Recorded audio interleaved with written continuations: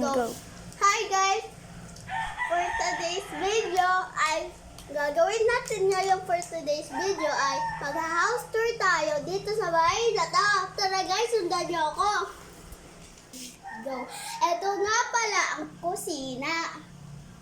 Ito pala ang dalawang tumbler, tatlong fruit, isang pandesal, helmet, at pagkain. Meron pang mga damitan dito. Ito na, may itlog, may gatas, lahat ng sangkap ng kape. At ito pa ang rep. Dito naman, ito ang tubig. Ito ang hindi pa nilaga naman. Ito pa ang sapatos. At ito ang paghugas ng kamay. At ito naman ang CR. Ito pala ang CR. Ang magandang CR na to. May timba, may zonok, may sabon, at madami pang iba. At meron din pala ilaw na hindi pa gawa.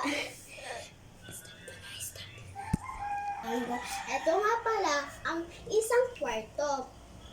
At pangalawa pala ang kwarto na to. Ito nga pala ang pangalawang kwarto. Ang madilim na kwarto na to.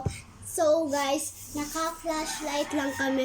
At nandito yung cabinet ng mga damit, medal, at marami pang iba na sinusuot sa leg katulad ng ID, headband, kopya, medal, ayan. Tas, ito nga pala ang pinto na may sabitan na tuwalya. Ito nga pala lahat ng mga alcohol or iba't ibang katulad ng pabango, lotion. At ito nga pala ang higaan na dalawa lang ang unan. At meron pang hanger na pamalo.